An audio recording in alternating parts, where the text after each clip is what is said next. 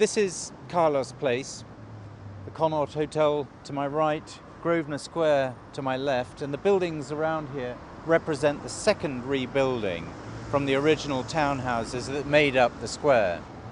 Behind us is what was a banking hall, an Edwardian banking hall, and the big windows were transparent through which you saw the florid Edwardian plasterwork in the interior from cornices to surrounds. It's now a gallery for contemporary art, Timothy Taylor's gallery, and all that ornateness has been stripped away to create as neutral as possible a container for the art. So the transformation has been an interesting one.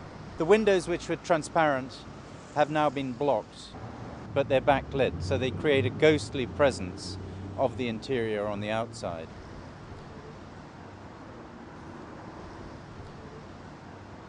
So here we are in the old banking hall.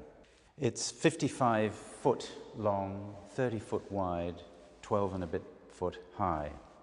The cast concrete floor evokes an industrial rather than a domestic finish, something like an artist's studio in an old warehouse space.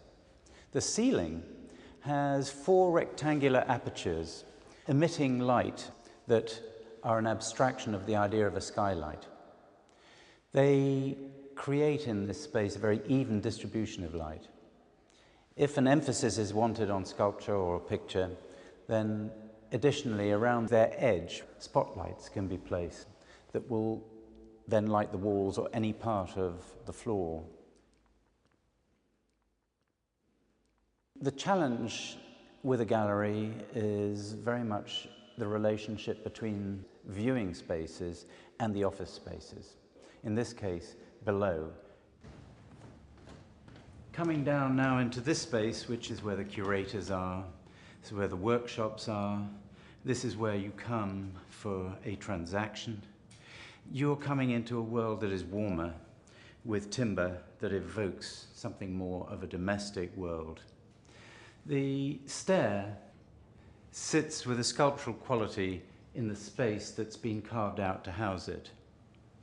The transition between the heavy ground floor and the lower ground is accommodated by having this quality of a stack of wood. In association with the main gallery space, there are a number of other spaces for viewing art in a more intimate circumstance. This is the old bank manager's office. It is actually top-lit and is outside the body of the main building. Here, art can be drawn into the space or withdrawn much more freely and informally than in the big gallery space. This is where the gallery reveals its secrets to potential buyers, so they can imagine owning a painting and putting it on their walls. An experience that belongs to this part of Mayfair as much as shopping on Bond Street or staying at the Connaught.